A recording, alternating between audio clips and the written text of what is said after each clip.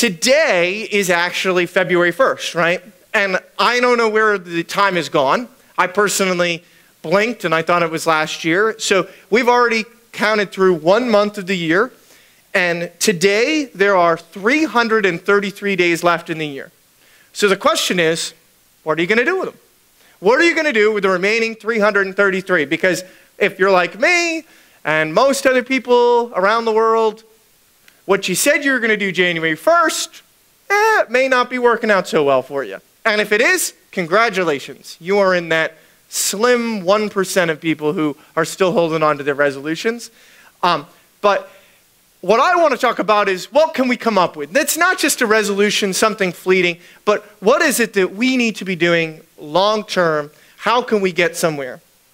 So I kind of was thinking about it, and I was like, well, you know, see, God is just amazing. He has a plan that is so much bigger than we could ever even begin to imagine. See, our mind is trapped between our two ears, and oftentimes we don't use it nearly as well as we should. But I wanted to just take a few moments here and just go through something that is one of my favorite pieces, and that's that God is a planner. I try to be a planner.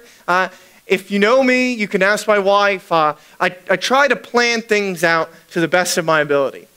And as I've gotten older, I've come to the conclusion that God is a much better planner than I am.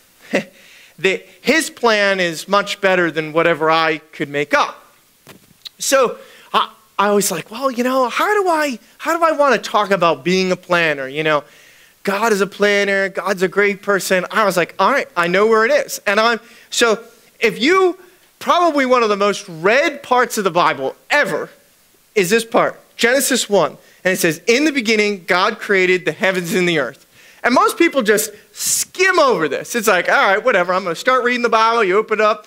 You read through the first couple of chapters. You're like, I don't know where I'm going with this. And you stop reading. So you're like, but you glance over this first part. And I just feel like I wanted to talk about this for just a few moments. And I'm very much a analytical kind of person.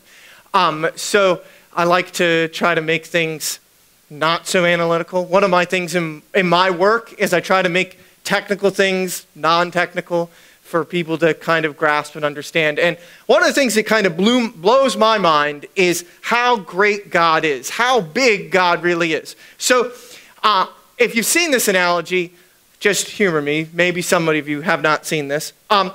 So basically, we live on planet Earth, right? I think we can all agree to this fact, right?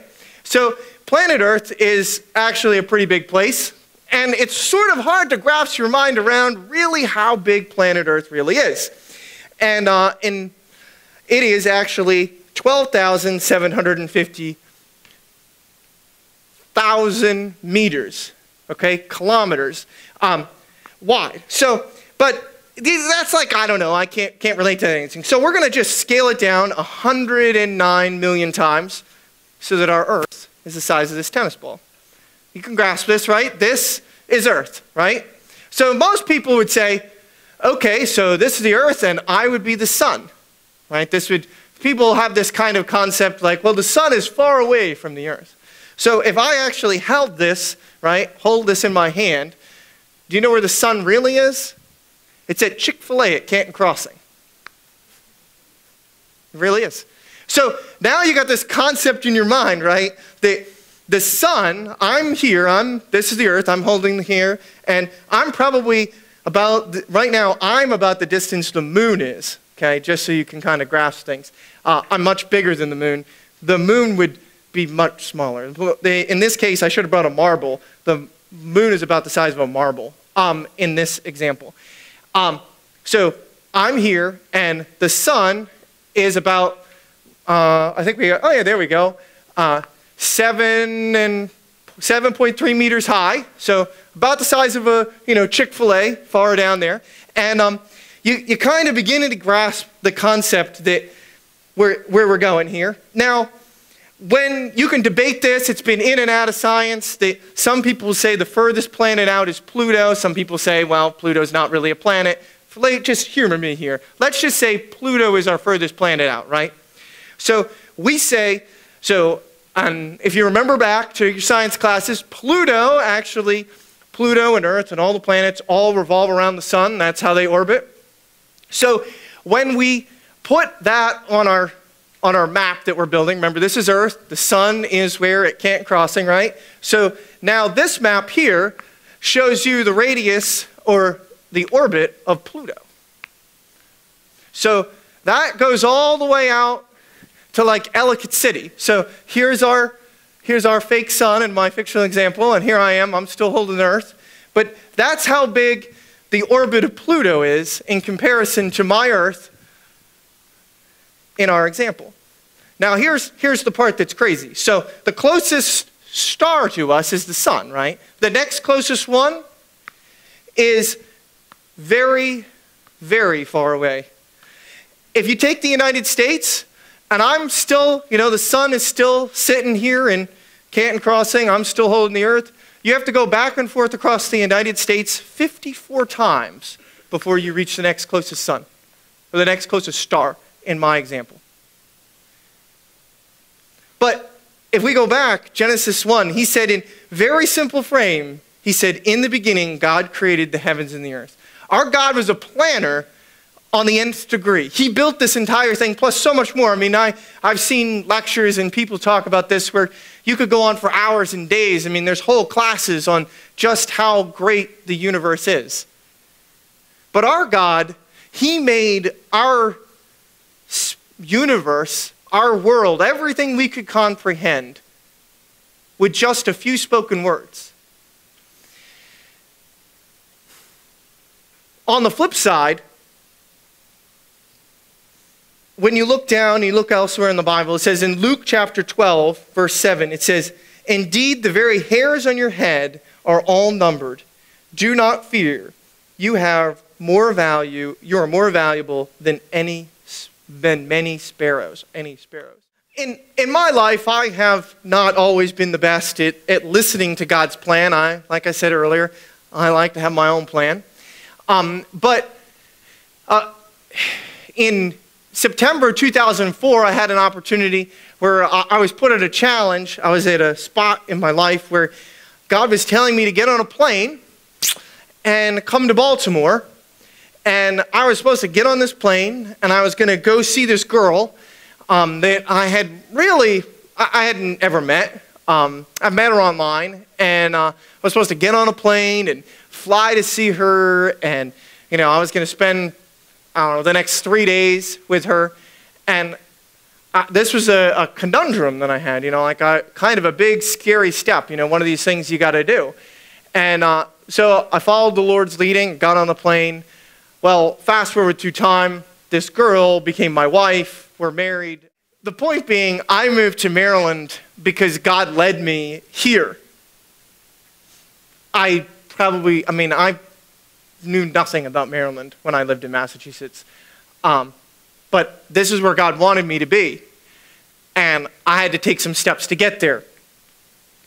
I had to move my legs, but God had laid out everything else for me.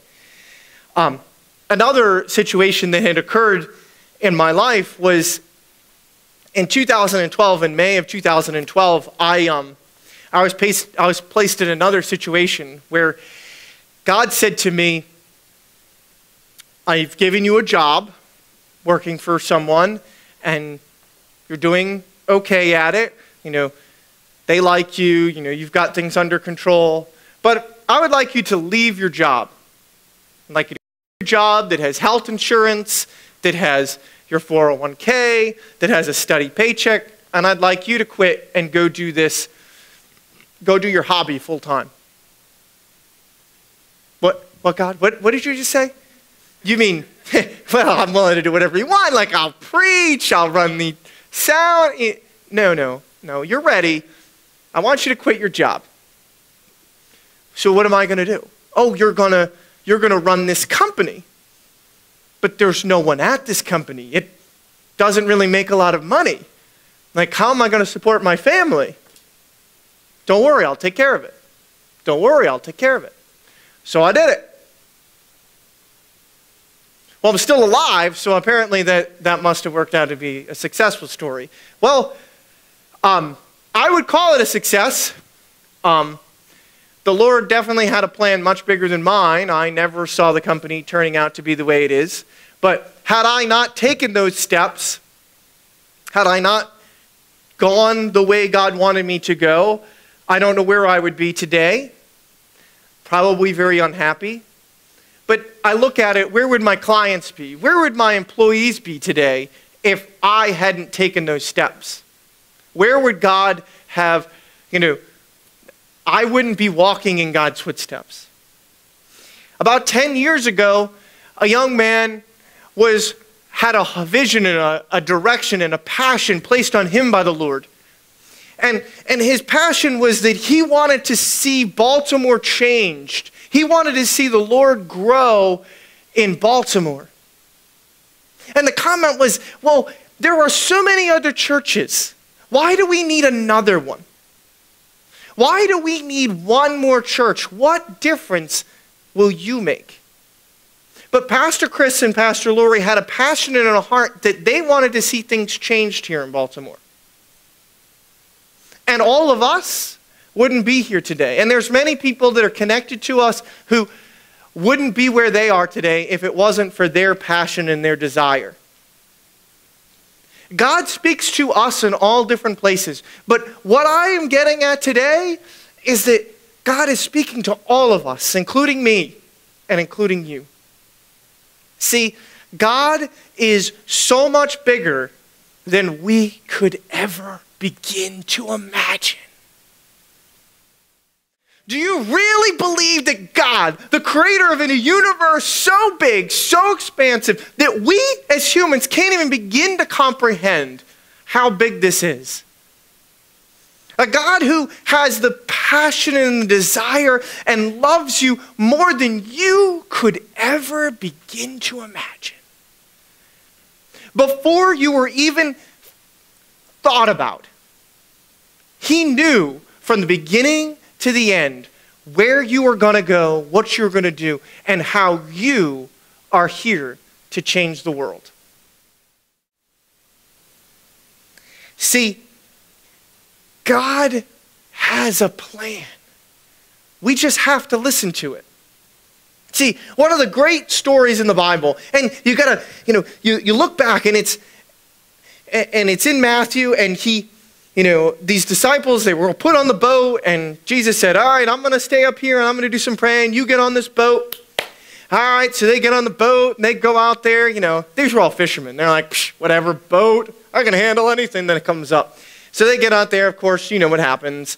Wild and crazy seas, starts getting crazy, all this, the wind's blowing, all this. We pick up Matthew chapter 14, verse 26. It says, when the disciples saw him walking on the sea, oh, wow, look at that. There's some guy walking on the ocean. That's awesome.